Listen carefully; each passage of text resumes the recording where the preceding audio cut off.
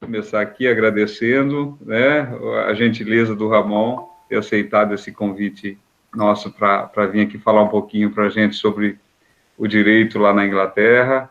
O Ramon, o pessoal que tem o privilégio de estar aqui nessa sala, né, que a gente selecionou, nós tivemos também o privilégio, eu e Maurício, né, Maurício, de ser professores do Ramon no curso de Direito que ele fez aqui na FADTU, e agora o Ramon está lá na Inglaterra, né, está lá atuando também na área de direito lá, e me passou, inclusive, Maurício, uma notícia que me deixou muito feliz, deixou a gente muito feliz, que está engatando, né, Ramon? Posso falar, né? Se Deus quiser vai dar Pode certo, sim. né? E, ali um provável PhD lá, que é o nosso doutorado aqui, né, nos Estados Unidos, né, no Brasil, e ele lá na Inglaterra tá lá, foi com esse objetivo, né, de se fazer uma carreira acadêmica, enfim, né, prosseguir nos estudos acadêmicos lá e pelo jeito não, vai dar certo, né, a gente tem certeza disso, parabéns desejar, tá, a gente fica muito feliz pela felicidade sua aí, viu, a gente sabe que não é fácil, Ramon tá alçando voos e nos enchendo de orgulho, né? velho, viu? Mas principalmente, não, obrigado, muito feliz, obrigado. viu? A gente fica muito feliz com a sua felicidade, viu? Com certeza. E obrigado por você vir aqui para falar um pouquinho aí do sistema, como que é o direito aí, tá? E eu começo perguntando aí, oi, cadê o Ramon? Será que está ali?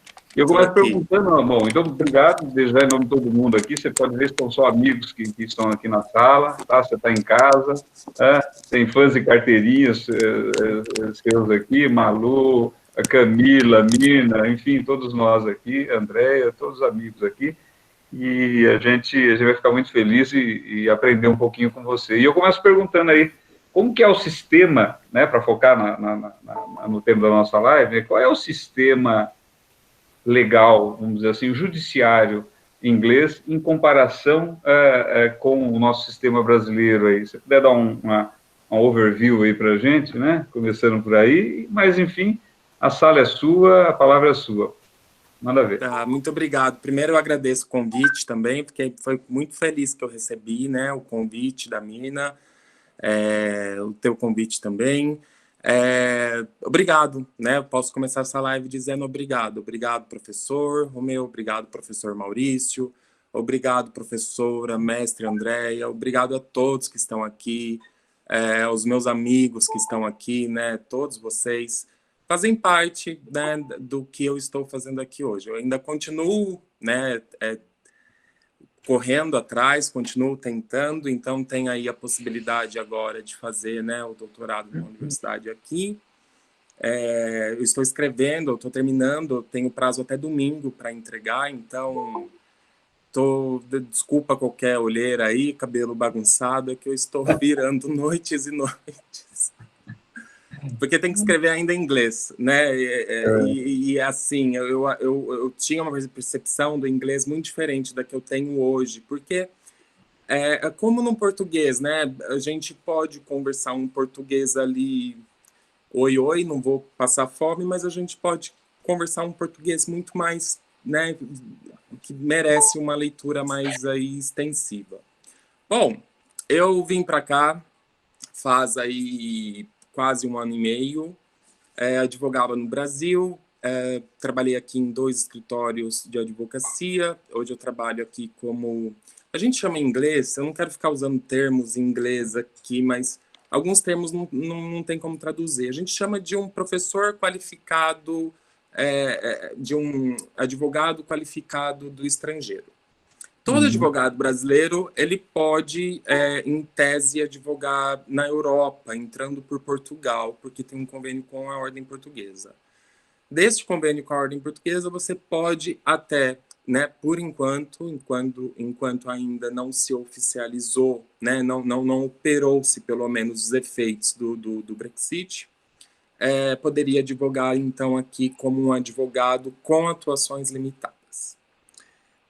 Hoje eu trabalho aqui prestando um serviço de consultoria, um serviço de Risk and Compliance, um serviço de revisão de documentos, e vou falar um pouquinho para vocês aí do que eu sei do sistema inglês, tá? Bom, claro que tem que começar dizendo, como todo mundo sabe, aqui é o sistema da common law, né? A gente fala common law. O que é common law? Né? O que a gente entende por common law? Muito se fala dessa common law. A common law, contar uma história bem rápida, ela vem com origem 43 depois de Cristo, aqui na Inglaterra. O que acontecia? Precisaria-se, então, ali colocar uma limitação entre os feudais. Essa limitação para evitar que houvesse um desequilíbrio entre eles. Arthur, o Conquistador, chegou aqui na Inglaterra, né? Logo após a conquista de Normandia. E aí a Inglaterra, ela era uma ilha praticamente separada de toda a Europa Ocidental, e ela tinha já os seus costumes que também eram divididos entre costumes locais. Então, Sussex tinha um costume que o norte da Inglaterra não teria esse mesmo costume. Começou ali a oficializar, pegar todas os costumes que se tinha em cada lugar e criar um único costume. E o rei passaria, então, a julgar as demandas daquele único costume. Como que era estabelecido aquilo? Diferentemente da civil law, que é o que nós temos, né, quando a gente começa a estudar direito aí no Brasil, qual é a primeira aquisição nossa? É o Vade-Mecum, né, aquele livro que a gente fica feliz no primeiro ano da faculdade, carregando para todos os lugares. Então, nós temos a lei, né, como uma principal fonte de instrumento material do direito brasileiro, né, o direito que ele também vem da Europa Ocidental. Esse direito ele começou a ter influência aqui na Inglaterra, mas com essas decisões deste rei, ele perdeu totalmente a força. Então, aqui não ficou instrumentalizada a lei no papel. Para eles, a lei existe, embora ela não esteja escrita. Todas as decisões que eram dadas, elas eram baseadas no que era costume para a população local, né? Naquilo que eles tinham. O direito, ele nascia de uma consequência de vários fatores, surgia o direito.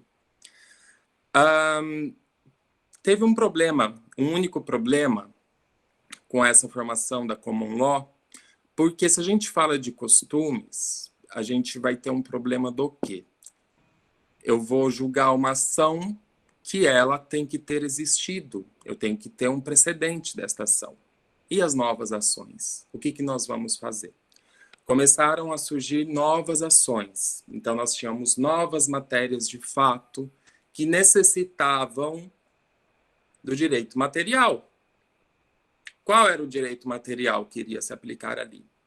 Surgiu na common law uma outra subespécie chamada de equidade, que até hoje continua sendo operada aqui no sistema jurídico inglês. Então, o que nós temos de common law são precedentes, só que se nós ficarmos somente nestes precedentes, o direito material ele vem da onde? Ele vem da equidade. O direito material ele nasce de uma construção de entendimento que a início eram realizadas pelos reis, não necessariamente pelos reis, pelos assistentes dos reis, pelos grandes intelectuais que ficavam ali em conjunto com o rei. A gente tem hoje, atualmente, na Inglaterra, por exemplo, não se tem uma Constituição escrita. Então, diferentemente do Brasil, que nós temos aí a nossa Constituição, nos Estados Unidos e na maioria dos países, a Inglaterra, eu acho que também Israel não tem uma Constituição escrita. Mas a Inglaterra ela não possui essa Constituição escrita, simplesmente não tem. Então, aqui, não adianta a gente falar, excelência, segundo o artigo 5º da Constituição Federal, ninguém é obrigado a fazer ou deixar de fazer, senão em virtude de lei. Ponto. Não se tem essa Constituição escrita aqui. Muitos juristas aqui, muitos advogados, eles até atribuem essa causa, essa ausência da Constituição escrita, o que possibilitou, por exemplo, a ocorrência do Brexit. Se houvesse uma Constituição escrita, eles acreditam que o Brexit ele não poderia ter acontecido.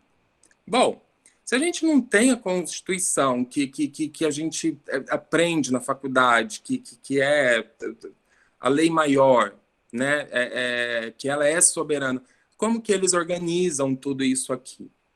Eles tiveram muitos problemas, e muitos problemas ainda recentes, né, apesar da Inglaterra existir, né, todos os anos, esse problema ele ainda era recente. Por ausência da Constituição escrita, tinha-se uma confusão muito grande entre os poderes. Apesar da Inglaterra, da Inglaterra ter os 3 poderes também, como nós temos no Brasil, executivo, legislativo e judiciário, havia-se uma confusão muito grande. Em 2003, eles resolveram essa confusão, tornando o poder judiciário totalmente separado do executivo e do legislativo. Tá? Como que nós temos essa prática da common law?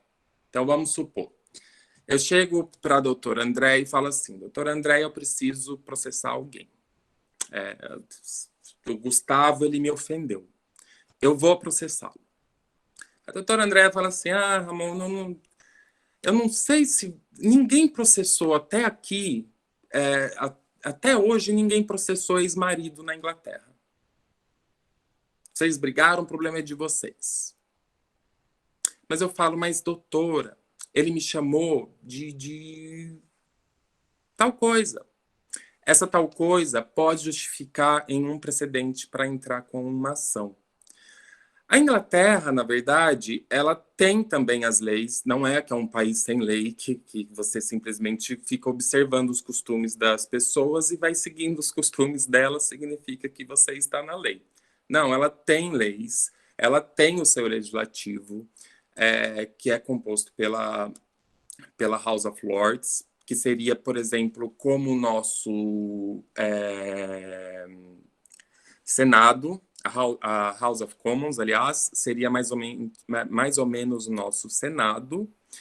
Tem a rainha, a figura da rainha. O que a rainha faz aqui na Inglaterra? A rainha, ela tem, por exemplo, a rainha ela tem que aprovar a lei. Ela faria mais ou menos o que o nosso presidente faz, tá? Passando-se, então, por todo o processo que a lei exige, então ela passa pela House of Commons, depois ela vai para a House of Lords, depois o primeiro-ministro já está ali junto na House of Commons, depois ela vai para a rainha, para a sanção da rainha.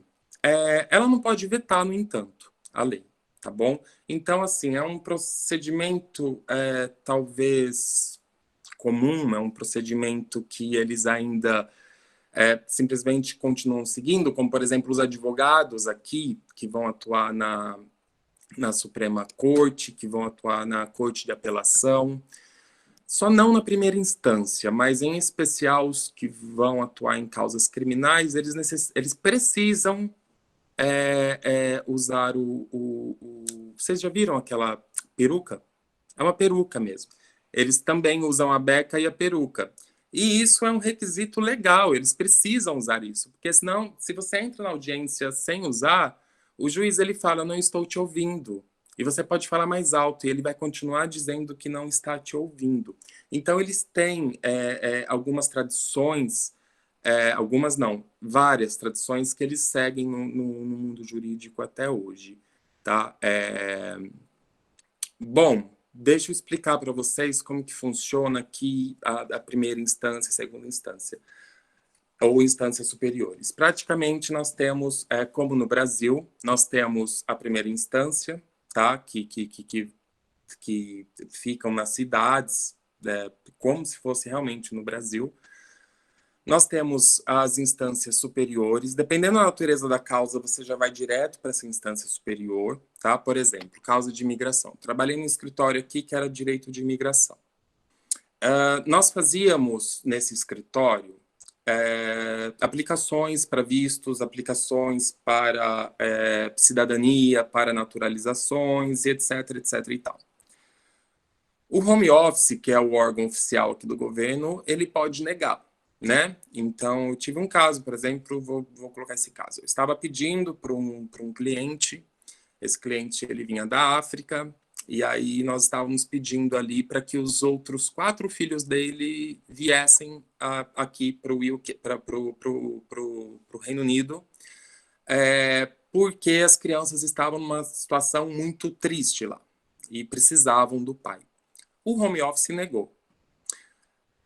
O home office, ele funcionaria, ele seria um departamento que nós temos no Brasil, por exemplo, como CETESB, funcionaria como a primeira instância.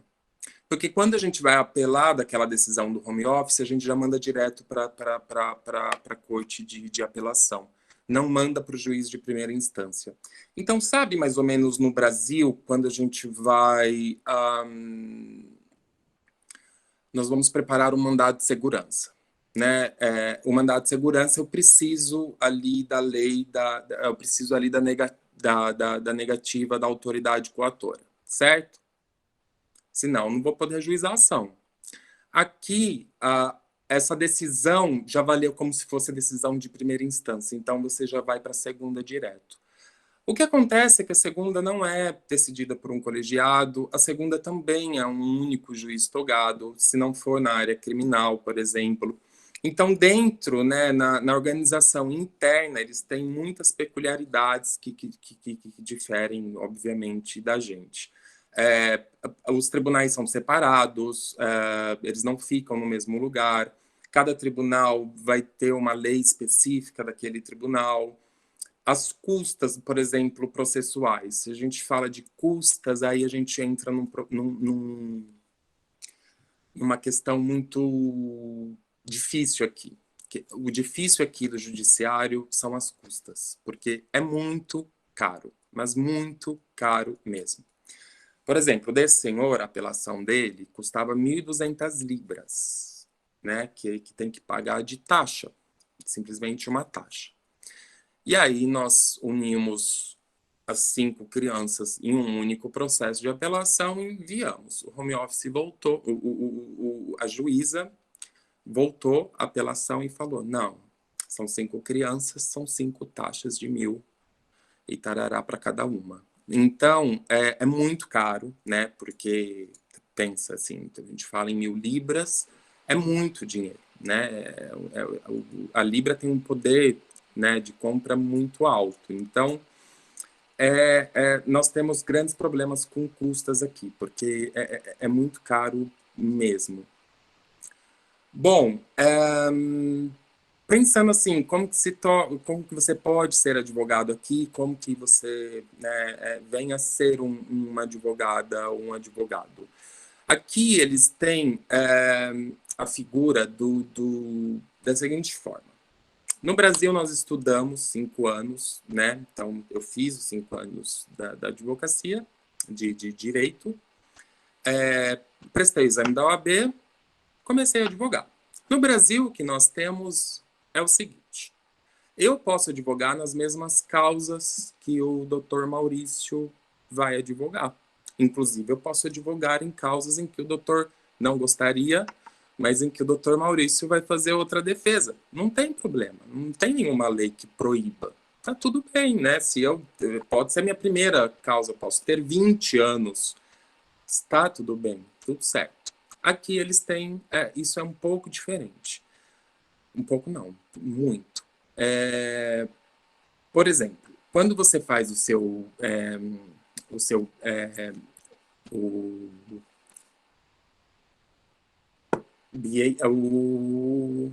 bacharel. Quando você faz o bacharel em Direito, a gente sai da faculdade e começa a advogar. Aqui eles fazem também o bacharel deles em Direito.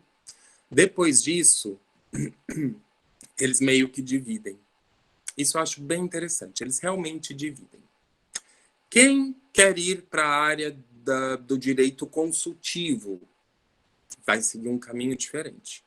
Quem quer ir para a área do direito litigioso vai seguir um caminho diferente. Quem quer ir para a área do direito... Quem quer ser barrister? Eu vou explicar a diferença.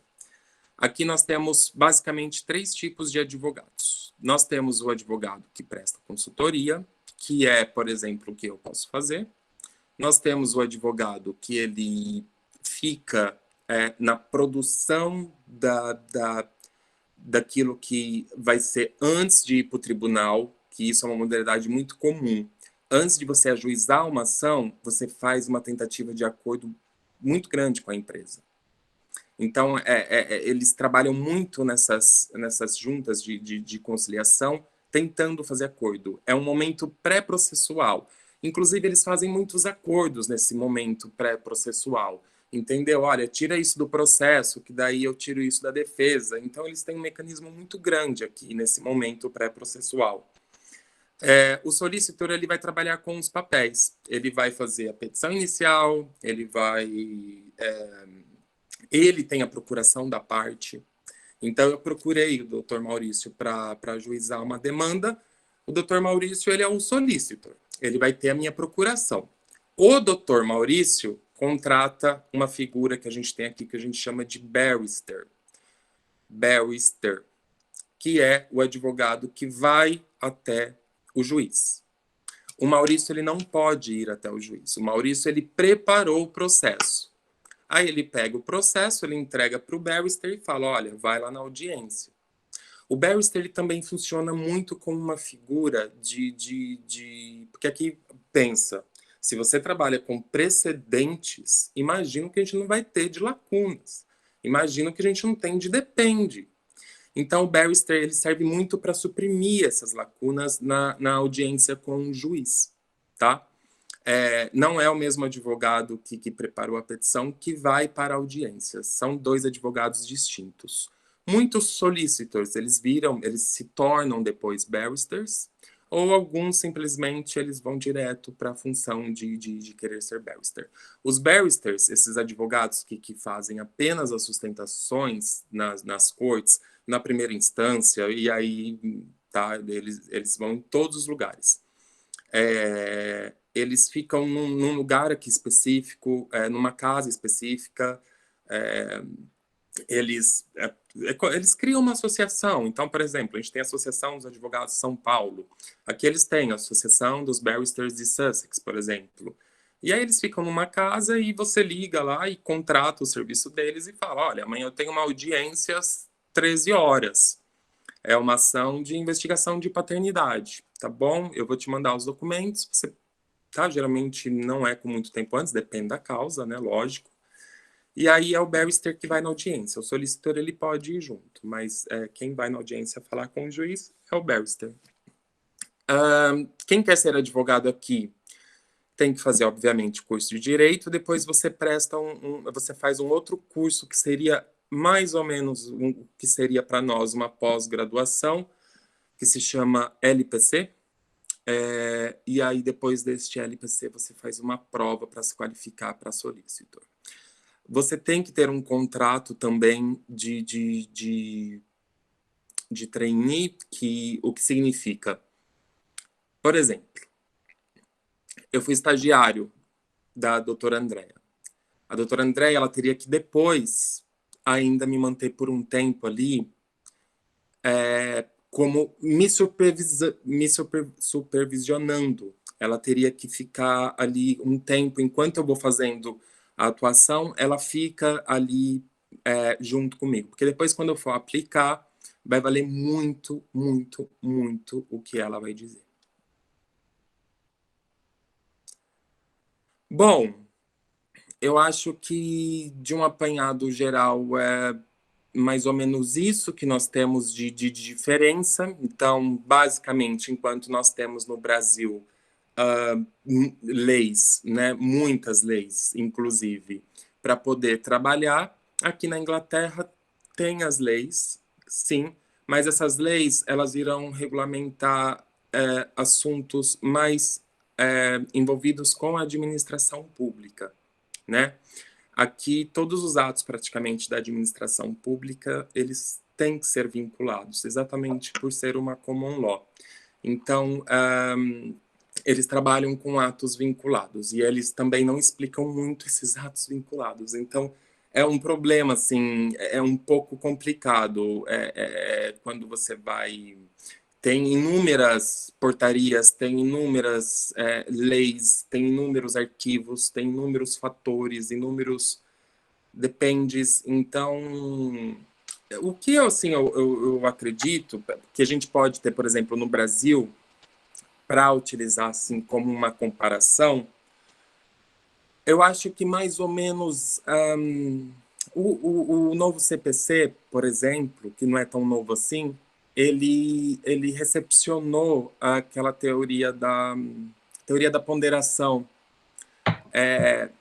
de Robert Alexy. Aqui eles usam muito isso.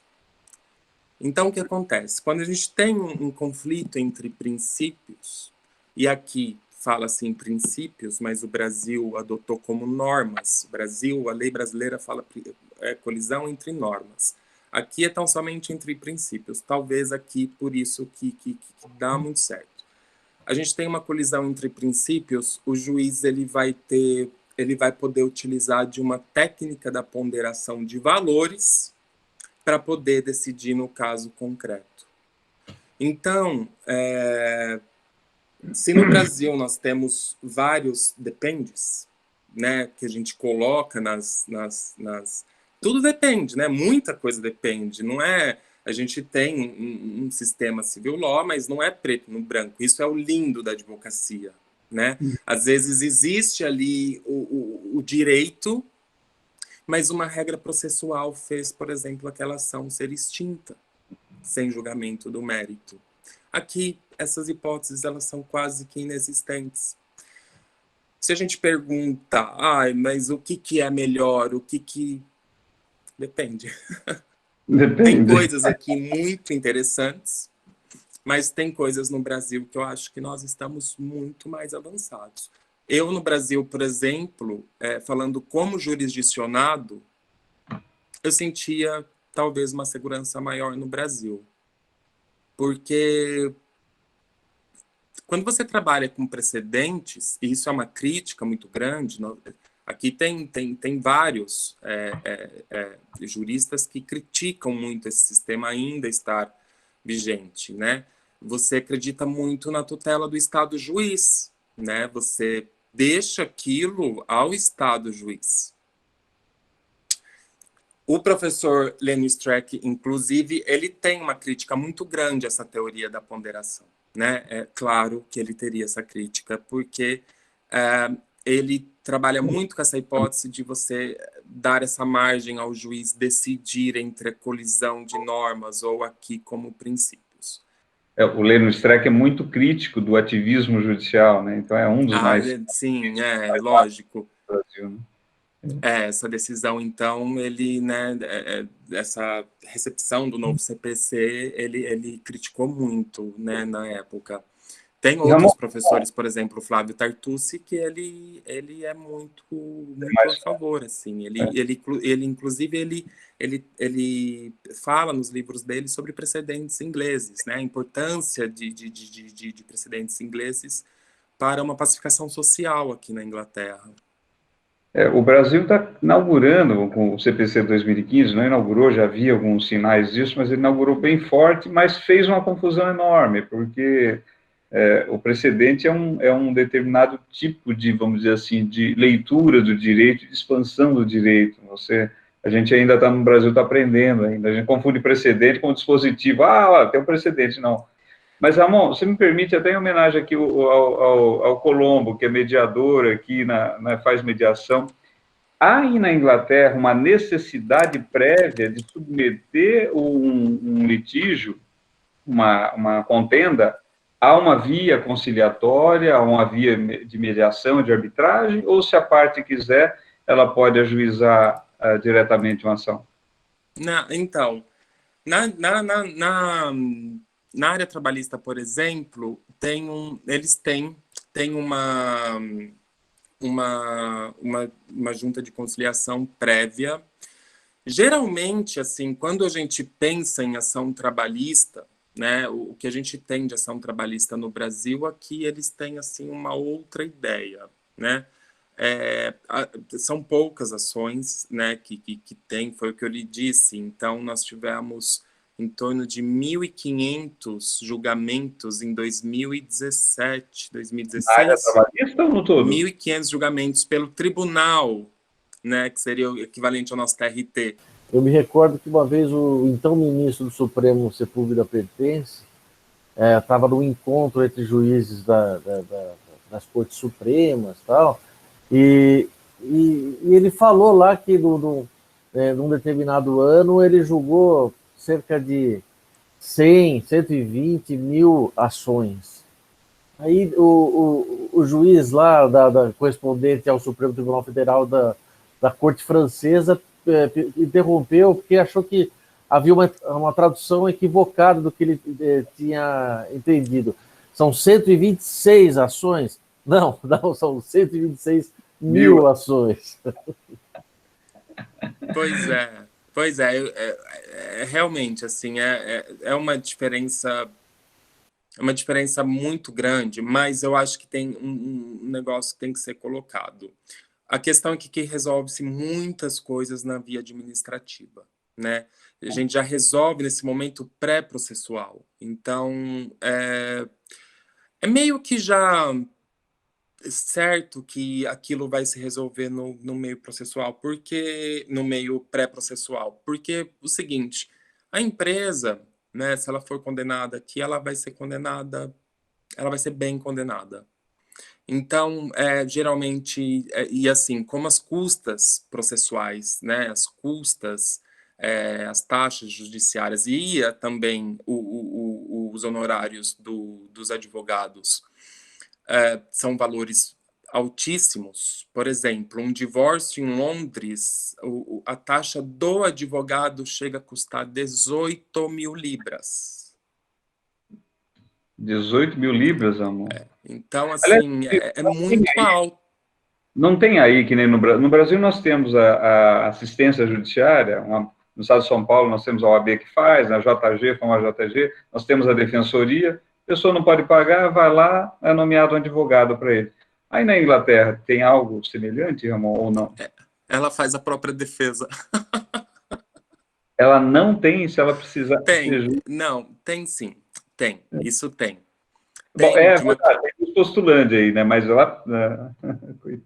não, mas ela tem sim, tem, em especial, o que acontece? Em especial com mulheres que foram vítimas, por exemplo, de alguma agressão, em especial com imigrantes, em especial essas ações contra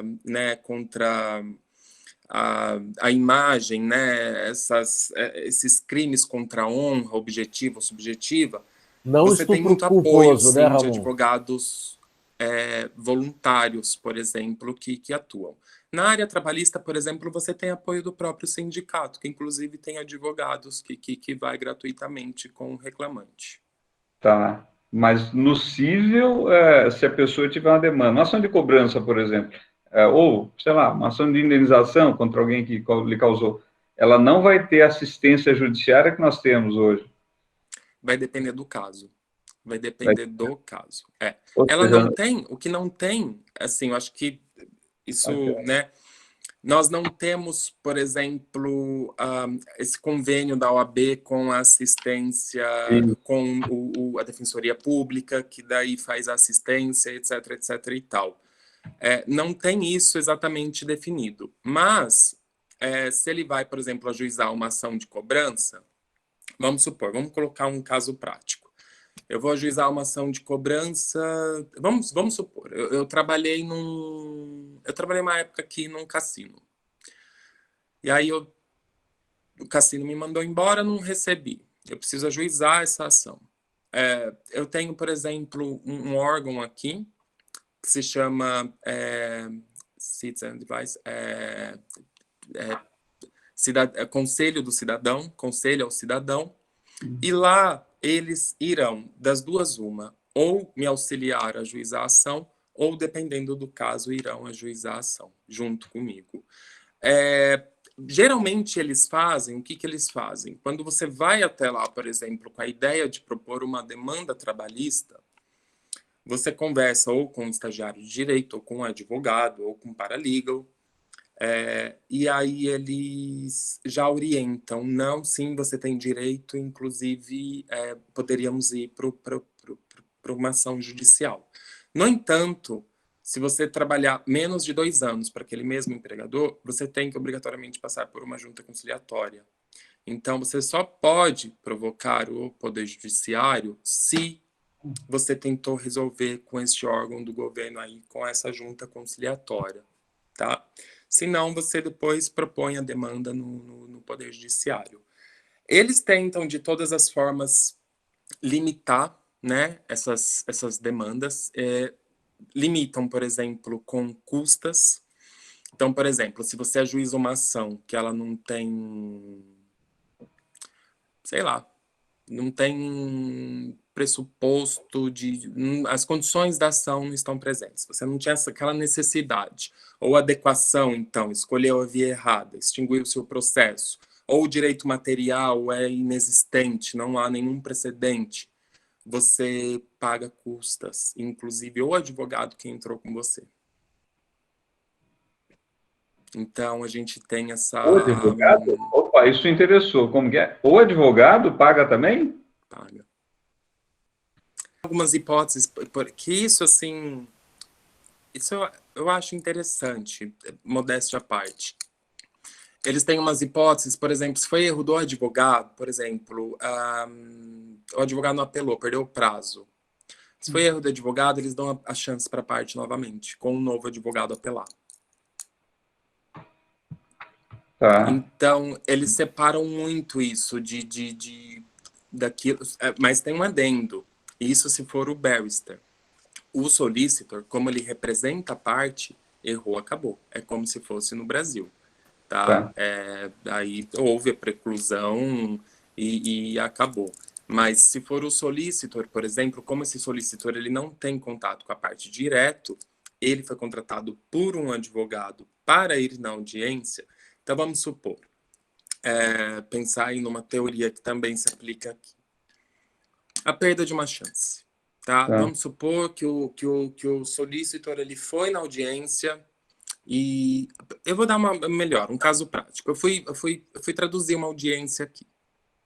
Era uma audiência grande. Essa audiência ela durou 4 dias. Era uma audiência muito grande. E precisava ser feita uma tradução ali para o português. Gente, foi uma experiência muito legal. Quero dividir com vocês como que foi rapidamente, porque o impacto daquilo que a gente tem como direito, assim, quando você entra numa sala de audiência, você só fica pensando, nossa, nulidade, nulidade, nulidade, nulidade. Eu comecei a ficar feliz pelo advogado, porque eu falei, esse advogado vai ter tanta nulidade para alegar depois. Imagina, não era nada de nulidade. Mas o juiz, por exemplo, ele prejulgava a matéria todo o tempo. Eu ficava só pensando, quando que esse advogado vai falar, excelência, eu vou alegar aqui uma exceção de incompetência. O senhor pode parar de prejugar a matéria? Mas nada. O juiz ele falava assim, viu, nesse ponto aqui ó, do processo, não entendi nada. O que é isso, hein? Desse jeito. Eu fiquei assim, e o advogado explicava. Por exemplo, quando o advogado, inclusive, mas isso, pelo que eu entendi ali, não era a audiência principal. O juiz, pelo que eu entendi, ele estava dando uma decisão que, para nós, seria mais ou menos a decisão saneadora do processo. Então, ele estava resolvendo ali as preliminares e estava apontando os pontos controvertidos. No entanto, no momento em que o juiz estava apontando esses pontos controvertidos, né, ele estava indicando exatamente ali o que não estava bem delineado no processo, ele prejulgou a matéria várias vezes, e normal, tudo bem, entendeu? Assim, não tem... Aqui no Brasil, o advogado já levantava o dedo de silêncio, o senhor está prejulgando a matéria, né, e já alegaria suspeição.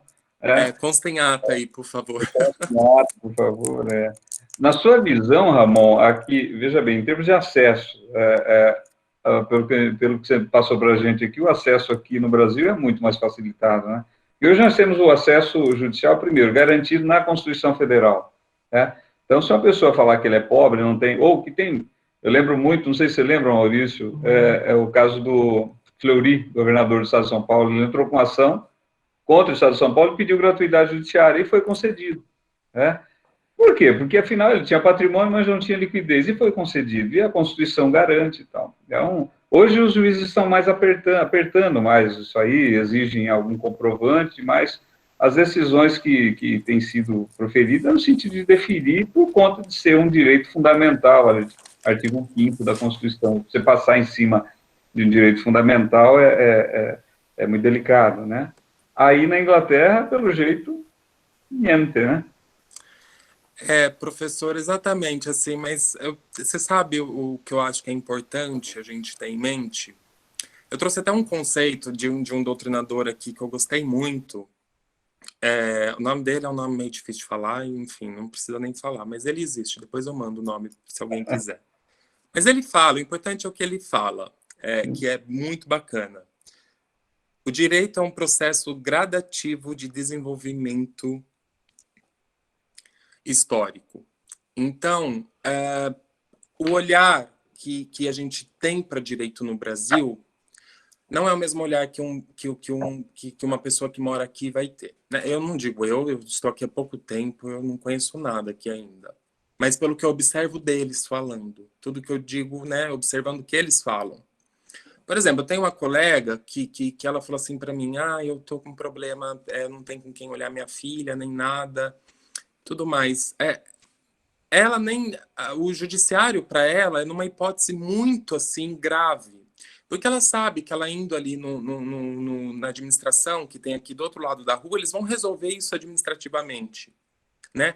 Para vocês terem uma ideia, assim, uma vez eu estava indo para o trabalho e comecei a tossir. E eu trabalhava em Londres, no escritório em Londres. Agora eu estou trabalhando de casa. Mas comecei a tossir. Tossia. Eu cheguei na estação, uma senhora virou para mim e falou, moço, você não pode pegar o trem tossindo desse jeito, né? Você vai colocar a vida de todo mundo em risco. Minha cara foi no chão, né? Mas aí ela falou, você deveria ligar para o seu chefe e conversar com ele. Liguei para o meu chefe. E aí meu chefe falou, liga no NHS. O NHS aqui é o nosso SUS do Brasil. Mesma coisa, os mesmos princípios, os mesmos valores.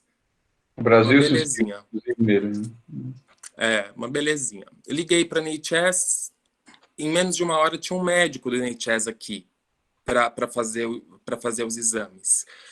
Então, assim, se você precisa de medicamento, você liga para um médico e fala com o médico numa consulta virtual, e o médico manda a receita para a farmácia mais perto da sua casa, você vai até lá, a farmácia te entrega o remédio, para dizer algumas das coisas. Então, o que eu sinto muito é isso, assim, qual é a necessidade, né? Assim, quando a gente fala em necessidade, quando, por exemplo, o legislador colocou, inclusive, no direito brasileiro, como condição da ação a necessidade, qual é a necessidade do povo britânico? É isso que eu me questiono muito.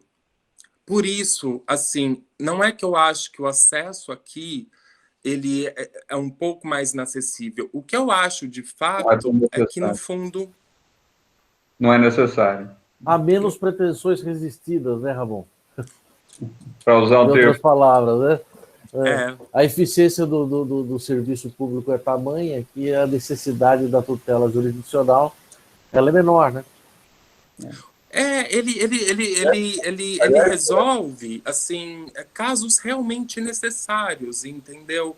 Não que eu estou dizendo que quando a gente entra com uma ação no Brasil pleiteando fornecimento de medicamentos não seja necessário. Muito pelo contrário, é necessário, mas é necessário por quê? Porque alguém não fez, que deveria ter feito. Porque a lei está ali. Então, eu vejo muito assim, eles têm essa... Por exemplo, a Suprema Corte aqui, né? A Suprema Corte, os juízes aqui, todos vêm assim, de academia, a sua maioria, a sua grande maioria, advogados, são indicados também pela rainha, né? Mas eles são nomeados pela rainha, mas é com indicação do primeiro-ministro britânico. Então, na verdade, resolve mais ou menos, mais ou menos como no Brasil. Acaba vindo do chefe do Estado também a indicação. Mas você pega, por exemplo, vai ler o currículo deles, eles têm um currículo muito forte, assim, de academia, porque eles não têm Constituição, então nós não podemos dizer, o STF aqui é guardião da Constituição britânica. Não. Eles também estão ali, na verdade, numa função não legislativa, claramente, mas a função de pacificar o entendimento jurisprudencial. É mais ou menos o que o que a gente faz num recurso especial. Isso é interessante falar, professor Romeu, porque quando a gente fala de precedentes, precedente é precedente. Precedente não é a parte da jurisprudência que você acha mais benéfica para o seu caso. Né? Precedente é precedente, é matéria de fato junto. Então, quando a gente, por exemplo, tem que interpor um recurso especial, me corrijam se eu falar alguma coisa que não estiver certo, mas no recurso especial, por exemplo, quando a gente tem o dissídio jurisprudencial, a gente tem que fazer ali uma análise, né, entre as jurisprudências que a gente está até então anexando naquele recurso. Quando você vai usar os precedentes aqui, você tem que fazer essa análise também, né, bem delineada, sob pena de indeferimento da sua petição inicial. Então, se você vai usar um julgamento de uma pessoa que trabalhava numa empresa de sorvete e aconteceu alguma coisa, você vai ter que usar um precedente que esses fatos eles sejam semelhantes. Deixa eu pegar um gancho, Ramon, até e fazer uma pergunta para você, puxando um pouquinho a sardinha para o nosso lado aqui do direito do trabalho. Você já colocou que muitas das questões dos conflitos envolvendo relações de empregos acabam sendo resolvidas até mesmo de forma administrativa ou de forma conciliatória, né? Mas a minha dúvida é em relação a direitos trabalhistas. Como é que funciona a questão da garantia de emprego de um empregado regularmente contratado por uma empresa? E se eventualmente ele tiver um contrato rescindido, existe um aviso prévio? Há alguma similaridade com o nosso sistema aqui brasileiro? Tem algumas similaridades, tem. Aqui, né, lógico, o que aqui é muito presente, mas muito presente, é o seguinte: como eles não têm uma CLT como nós temos, o que vai ali fazer ali a lei entre as partes vai ser o contrato também, tá? As normas coletivas também e as jurisprudências, né, os precedentes. O que nós temos aqui de básico, de direito básico, é realmente básico, que é um salário, é um trabalho remunerado, é um trabalho não escravo, e não pode, e as horas extras também precisam ser remuneradas. Tem alguns requisitos, assim, alguns direitos mínimos que as empresas elas têm que garantir, como, por exemplo, o descanso, né, o intervalo intra-jornada. É igual ao Brasil, é igualzinho o que temos no Brasil. O aviso vai depender do seu contrato. Então, se você trabalha numa empresa em que você tem um período ali probatório, que também é de no máximo de 6 meses, o aviso geralmente vai ser de 1 semana. Todavia, nada impede do empregador exigir, no mínimo, aí 15 dias. Todavia, não impede do empregador não exigir nenhum e também poder solicitar a sua dispensa sem o aviso prévio. O aviso prévio que a gente chama de notice. A gente dá um notice para a pessoa. É a notícia, tá? Você tá saindo. Tem que ser sempre por escrito. Se você sai, por exemplo, sem esse notice, é descontado diretamente do seu próximo pagamento. Não se tem, por exemplo, FGTS, não tem multa, não tem... Basicamente, até 2 anos. Depois de 2 anos, tem uma mudança significativa. Mas, assim, basicamente, até 2 anos, não tem nem diferença se você pedir as contas ou se você for demitido. Porque você vai receber ali, no fim, as suas férias proporcionais e os dias trabalhados. Então, somente. Ramon, tem uma pergunta aqui do Dr. Cláudio Barros. Aliás, obrigado, Dr. Cláudio, pela presença aí. Obrigado, Dr. Cláudio. Seja bem-vindo. Vem prestigiar. Ele pergunta aqui o seguinte, Ramon, os advogados são obrigados a ter seguro para garantir solvência no caso de indenização por erro? Sim. Isso é muito... As seguradoras aqui, elas têm uma presença muito forte na Inglaterra. Para tudo tem seguro. Inclusive, as empresas possuem seguro. Seguros contra acidentes do trabalho. Seguro específico para indenização contra acidente do trabalho.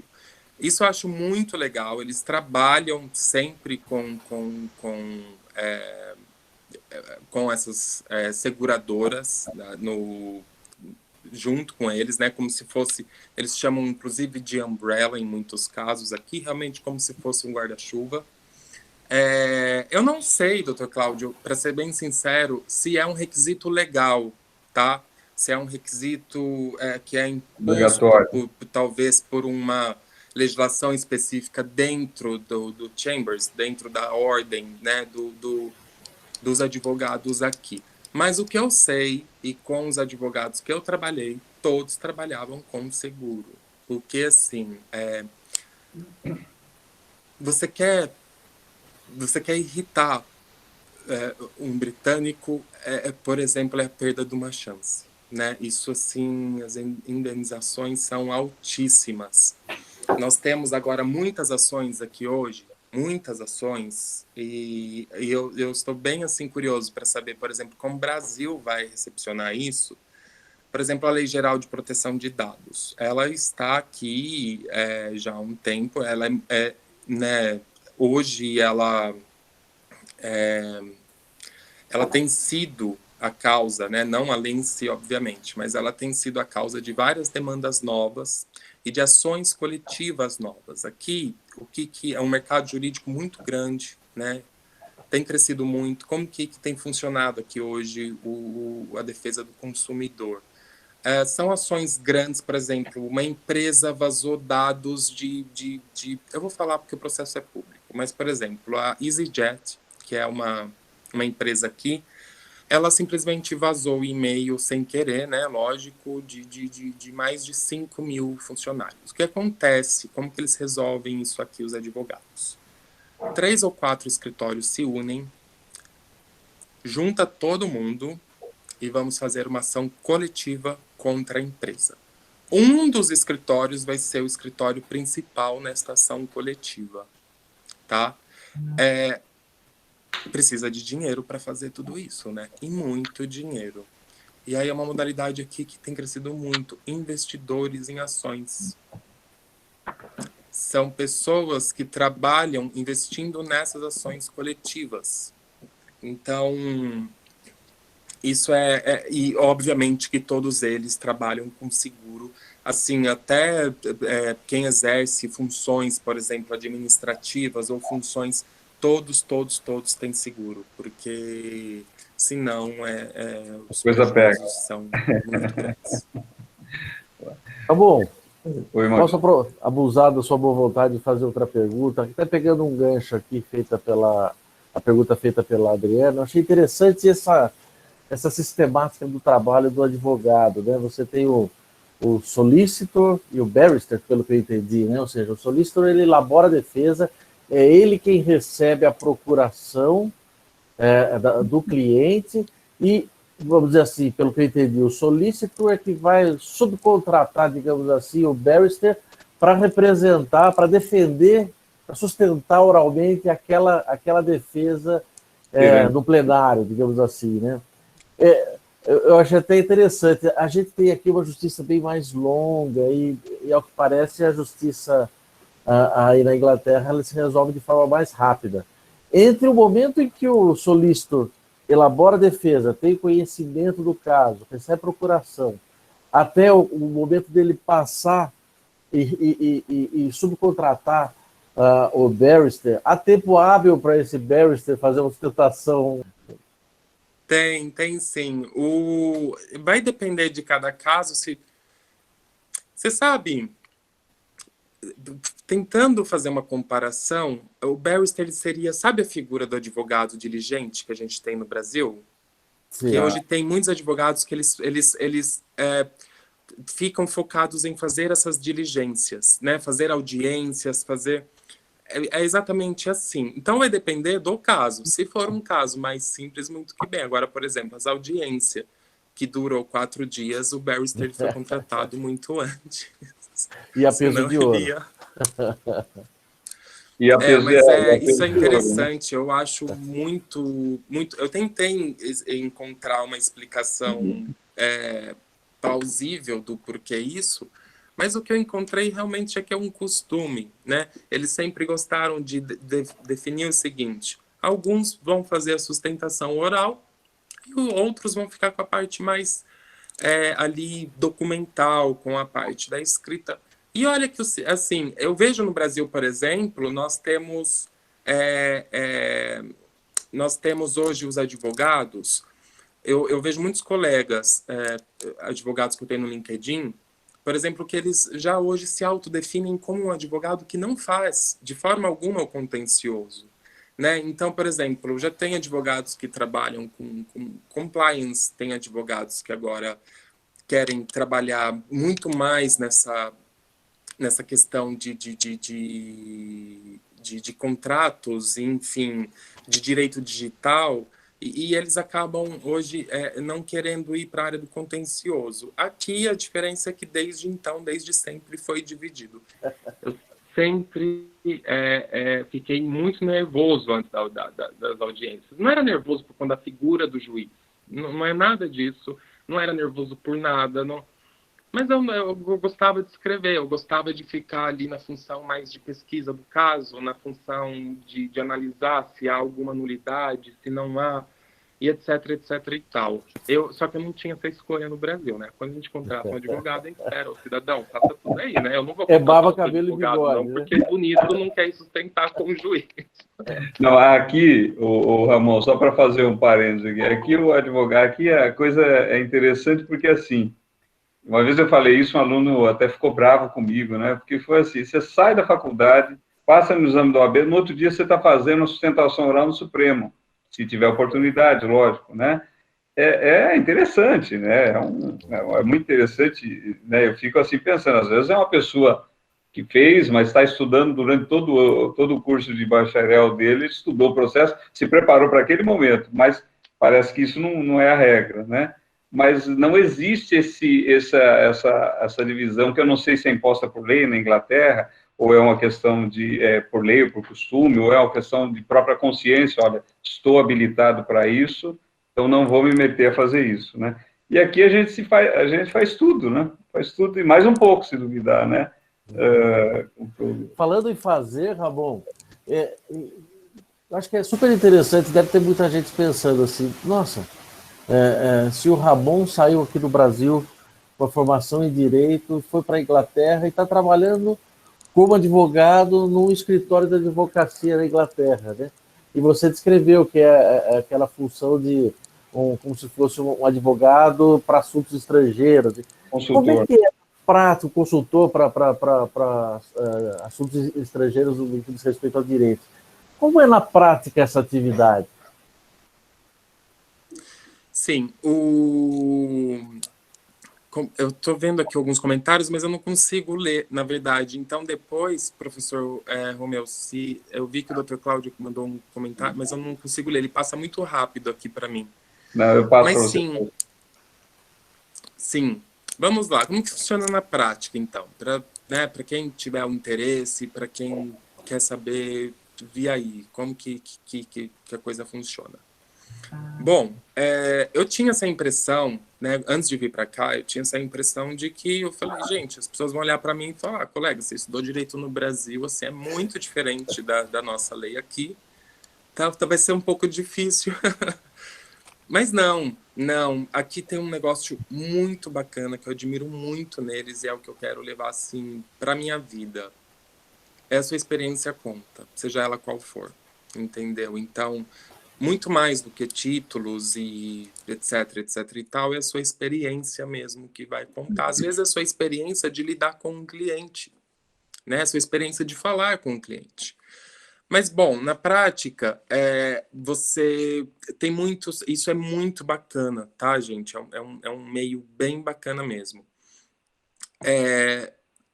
A Inglaterra, principalmente a Inglaterra, ela funciona como um polo de arbitragem internacional muito grande, né? Então, muitos processos eles são resolvidos aqui na Inglaterra. Processos, por exemplo, eu trabalhei num processo X aí que o fato aconteceu na Austrália e o outro fato aconteceu nos Estados Unidos e eles anuíram em um contrato que seria usada aqui, então, a jurisdição inglesa para esse conflito, né, para a resolução de um conflito. E vieram para cá.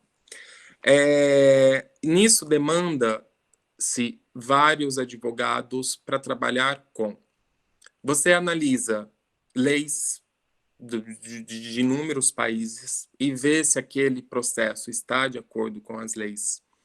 Uma empresa quer investir no Brasil, ou uma empresa tem processos no Brasil. Então, por exemplo, tem escritórios de advocacia aqui na Inglaterra que tem ilhas, né, que tem departamentos de advogados que só falam português. Porque eles têm clientes, por exemplo, a British Airways, que ela voa para o Brasil e ela tem demandas no Brasil, demandas inclusive trabalhistas no Brasil, e precisa de alguém aqui que faça contato com um escritório que é contratado pelo Brasil, que faça esse tipo de serviço, né? Então, assim, para ser bem sincero, doutor Maurício, é um leque de oportunidades assim imenso, imenso, imenso. Você pode trabalhar como associado em escritórios, né? Tem um escritório de advocacia, por exemplo, em Londres, tem vários advogados que eles são associados ao escritório. Eles não se formaram nem aqui, mas eles são associados, porque, assim, há a possibilidade, inclusive, de você se tornar advogado sem ter feito direito na Inglaterra. Inclusive, tem isso, né? Isso é uma hipótese muito incomum, tá? Deixar bem claro, é uma hipótese muito incomum, mas... Tem, por exemplo, se eu trabalho, vamos supor, eu vim para cá, eu vim decidido para cá não fazer direito aqui. Eu não quero estudar direito aqui, porque eu quero voltar para o Brasil. Então, eu vim decidido que eu iria fazer um mestrado, né, o que eu quero, e aí como eu vou conseguir isso, pode ser de qualquer forma, lícita, obviamente. E aí, só que se eu trabalho muito tempo aqui, como consultor, ou como paralegal, ou como legal assistant, eu posso aplicar para uma prova que vai ser uma prova muito mais de avaliação de casos do que de conhecimento jurídico em si, e aí, de repente, me tornar aqui advogado, né? Então, é um leque de opção, assim, gente, muito bacana, muito impressionante. Você pode atuar em várias coisas. Eles gostam muito quando... Por exemplo, você diz que é advogado, mas vou experimentar outras coisas novas, quero trabalhar em outros setores. Tudo bem-vindo. Obviamente, o idioma é um fator, né, importante. Fundamental, então, né? façam aula de inglês, principalmente quem está aí, né, ainda todo mundo, principalmente ninguém, todo mundo, faça aula de inglês. Nem que seja para vir tomar um chá aqui com a gente. Viu? Você pare de fazer propaganda aí, o pessoal, ó, já tem gente aqui no meu escritório querendo pedir a conta aqui, você pare com isso. Aliás, Ramon, falando do escritório do Romeu, deixa eu fazer uma pergunta que a Mirna fez, né?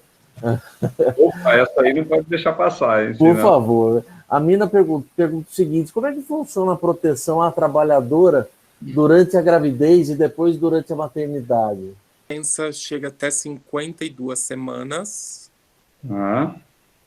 E a empresa paga até 39 semanas.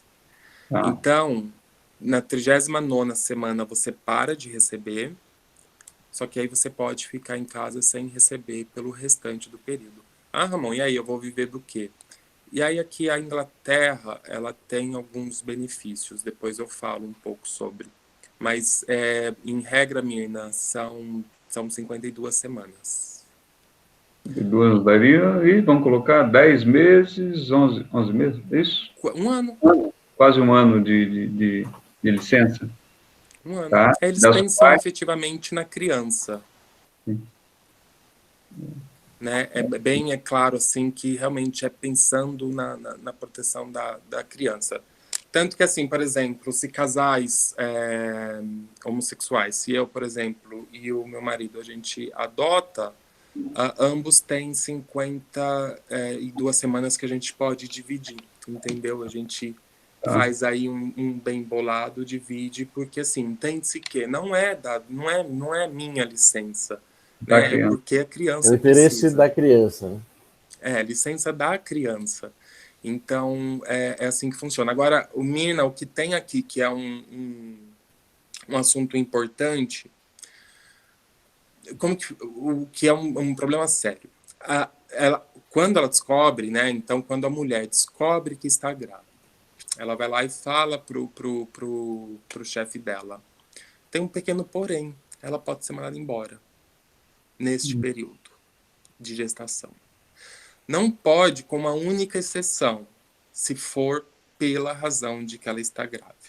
Agora, o problema é como que se prova isso?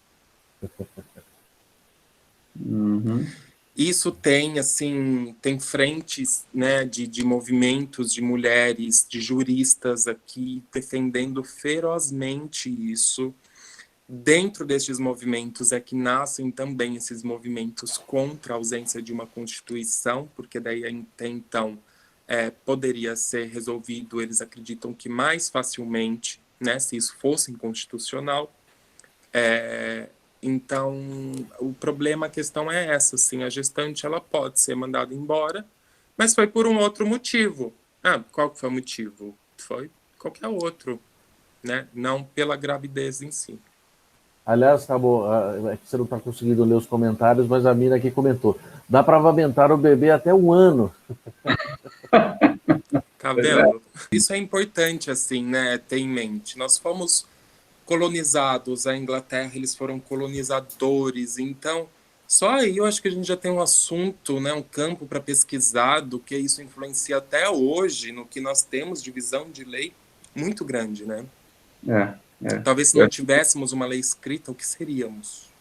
Você vê esse conceito que você deu, não é do... desculpa, você pode citar o nome do autor, o Ramon? William Wolfgang John. Por isso que não quis. Eu te passo o nome dele. É muito difícil. Depois você soletra. Se você puder enviar, né, a obra dele, né, para a gente ter aqui, para ter nos arquivos aqui, vou sim, com certeza. Quem quiser também material. Tem, rapidamente, tem uma sentença, eu queria mostrar para vocês uma sentença de um processo trabalhista. Mais 2 horinhas para ler a sentença só. Não, preparei. Eu vou mostrar a sentença de um processo real trabalhista. Quer contar o caso? Depois a gente... Ou que eu mostro e você conta? O caso é simples. Ela ajuizou uma ação alegando que ela foi mandada embora por discriminação religiosa. Tá? E ela usou precedentes reais, né, de casos de discriminação. Então, ela entrou com uma ação, era uma ação de conhecimento, pedindo ali indenização por danos imateriais enfim, era isso. O precedente existe, né? Em parte, o precedente existe. Então, por ser uma ação de conhecimento, se a gente fala, a ação é uma ação executiva. O que uma ação executiva precisa? O título executivo, né? A ação de conhecimento é uma ação que demanda, sim, mais provas, e você vai trabalhar com os fatos, né? Que é muito importante para esse tipo de ação. Daí a juíza deu a sentença. E aí vocês vão ver a sentença. É isso aqui. Eu passei para ele. Está passando aí? Chegou aí? E aí, vocês estão vendo? Você consegue ampliar, Romeu? Você consegue ampliar um pouquinho? Vou tentar, peraí. Melhorou? Melhorou. Legal. Como vocês podem ver, gente, desce um pouquinho, por favor, professor Romeu. Isso, pode descer. Aí está a sentença judicial. É isso aqui. É isso. Isso aí, o juiz, ele narrou os fatos, então se você pega aqui no começo, o número 1 são os fatos. Ela entrou com uma ação porque falou que mandaram ela embora por discriminação religiosa. Pronto. O segundo caso, ele narrou os fatos um pouquinho assim mais completo, detalhando datas e tudo mais. Com 3 linhas. No terceiro, ele fala exatamente o seguinte em português. Então, a claimant, né, que é a reclamante ajuizou uma ação alegando motivos religiosos, mas eu não encontrei ali motivos suficientes, não encontrei razões suficientes. Indeferiu. Essa daí é a sentença. Isso é a sentença. É a sentença de mérito. E dessa sentença, cabe recurso? Cabe recurso. Tem, já inclusive, hoje, pelo que eu pesquisei, não usam. Mas tem, inclusive, a modalidade de sentença de recurso por telefone. Olha. Você liga para o tribunal e fala, olha, saiu a sentença da juíza fulano de tal, quero recorrer. Olha, quem está aí? Isso aqui é uma sentença de um processo que aqui no Brasil, primeiro, assim, demandaria uma audiência, uma petição inicial não menos de que 10 laudas, provavelmente, dependendo do advogado, e uma sentença não menos do que, provavelmente não menos que umas 5 laudas, porque o juiz discorreria sobre direito fundamental, que está na Constituição, a teoria do ônus da prova, de quem é o ônus da prova, se é do patrão, do empregador, e aí, né?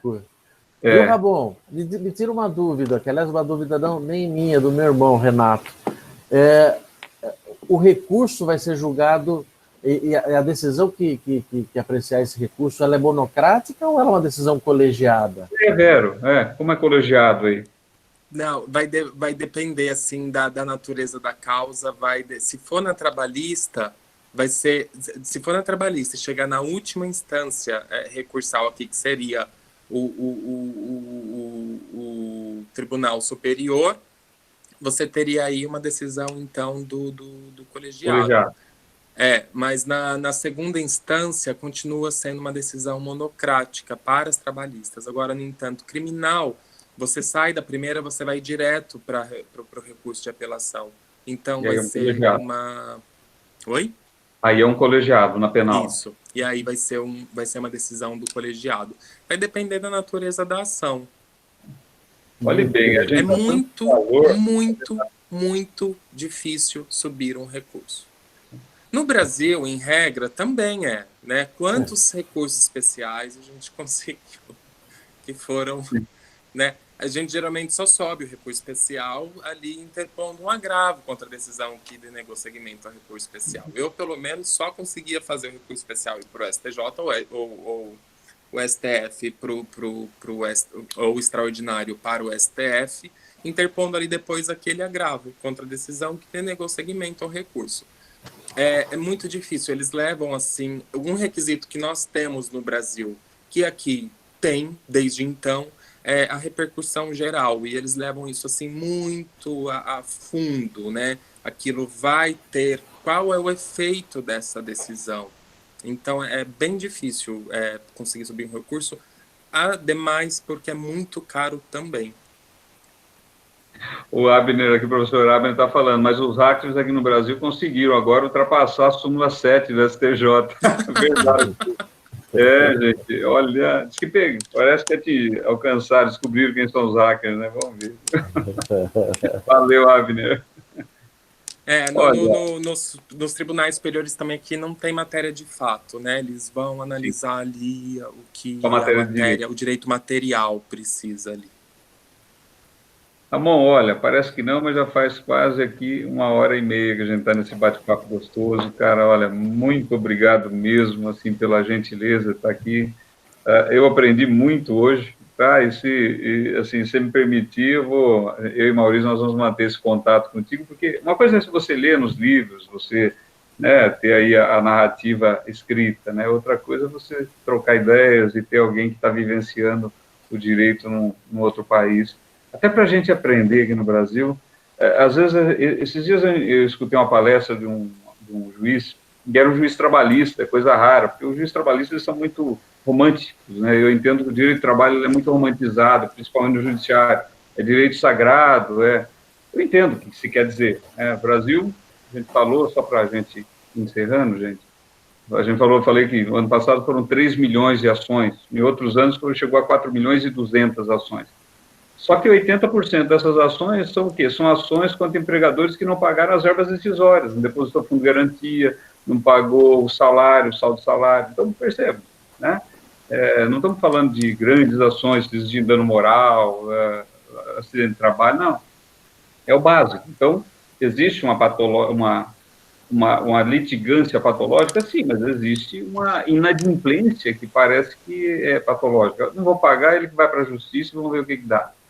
E aí, lógico, você vai para a justiça, Malu, bota um terceiro para decidir o nosso litígio, sabe-se lá o que vem. Vem desde R$1.000 a R$1 milhão, né? E aí saem essas decisões. Mas a gente tende a valorizar de forma romântica um direito, né? Como se aquilo fosse a coisa... e você percebe que isso se dá muito por conta de uma cultura tanto de que, olha, né, direito é a coisa mais linda do mundo, guarde ele como se fosse o seu tesouro, porque não deixa de ter a sua verdade, de uma patologia no inadimplemento, olha, aí na Inglaterra, se alguém fala para o outro, eu vou para a justiça, a pessoa treme. Aqui é o réu que fala, viu, vai para a justiça, né? É só para a gente, e essa comparação que você trouxe aqui para a gente foi muito bacana, eu aprendi muito hoje aqui, viu? E aí, Maurício, a gente vai se dar o direito de, como ex-professor, explorar você antes que você se torne um PhD aí. E aí, Maurício, aí começa a esnobar a gente aqui. Vamos aproveitar esse resquício de autoridade que ainda pode haver, né, Romeu? E vamos explorar o Ramon. Também queria aproveitar, Ramon, para te agradecer demais. Olha, foi super enriquecedora a sua palestra. Assim, nem senti o tempo passar, tenho certeza que todos também não. Eu queria, antes de fazer os agradecimentos finais, queria dizer que, e dar uma satisfação em nome do doutor Alex Rezende, que participaria conosco aqui também, mas ele, infelizmente, ele teve um compromisso no tribunal e ele não pôde vir, pediu para lhe mandar um abraço, pedir desculpas por não ter podido estar conosco aqui nesse momento, mas realmente queria dizer que é motivo de muito orgulho para Romeu e para mim, que você, a gente já sabia que o seu futuro seria brilhante, como profissional, como pessoa, mas aqui você está revelando aí mais do que um futuro brilhante, né? Um caminho assim realmente que só faz trilhar e que você faz por merecer. Então, um grande abraço, muito obrigado e espero que tenhamos próximas oportunidades de te ouvir. É vero. Imagina, eu que agradeço muito, agradeço a todos que vieram participar. Foi como eu disse, sou eu que agradeço a tudo, né? Eu tenho, assim, uma consciência muito exata e, assim, em vários momentos eu vou lembrando dos mestres que eu tive na minha vida. Volto a dizer, professor Romeu, professor Maurício, Andréia, Dr. Cláudio, todo mundo faz parte, assim, de uma construção, né? A gente pode acrescentar algo em alguém, né? E todos vocês, os amigos que estão aqui, acrescentaram algo em mim. A gente tem muita coisa ainda para estudar, muita coisa para fazer, para aprender. E o que apenas para encerrar, o que assim eu aprendi muito vindo aqui é como no Brasil a gente tem uma coisa no Brasil muito de não valorizar o que a gente tem. E o que a gente tem é muito lindo, né? O que a gente tem no Brasil, apesar de todos os pesares, não se encontra em lugar algum. Uma prova disso, por exemplo, é que eles têm muitos problemas, assim, inúmeros problemas, e se a gente for encontrar algo perfeito, não vai achar, né? Em canto algum. Então, assim, eu morro de saudade do Brasil, eu ainda penso em voltar, todo mundo acha isso um absurdo, mas eu quero voltar, eu quero dar aula no Brasil, né? Eu quero aprender aqui, mas eu quero ir para o Brasil, quero dar aula no Brasil. Quero voltar ao Brasil e ser professor no Brasil ainda. Então, assim, a pessoa ela é muito louca. Mas é isso, é porque é só saindo para você ter essa sensação. Porque, apesar dos pesares, ainda somos um povo, assim, muito, muito rico em diversas coisas, né? E é isso aí. Muito obrigado a todos, gente. Obrigado a todos. Se alguém tiver alguma dúvida depois, quiser me chamar para bater um papo, quiser perguntar algo sobre visto, como que pode vir, como que não pode vir, estou aí à disposição, tá bom? Tá bom, muito obrigado, um grande abraço. Agradeço. E desejar, a gente espera você para a próxima aula, né? E daqui um pouquinho dando aula aqui, isso eu não tenho dúvida, viu? Só espero que você ainda mantenha essa vontade de querer voltar a dar aula aqui no Brasil. E a hora que eu quiser, a gente vai estar aqui para recepcionar você, com certeza, viu? Um abração. Grande abraço. Obrigado, muito obrigado, Tá bom, gente. Tchau, tchau. Obrigado. Tchau, tchau.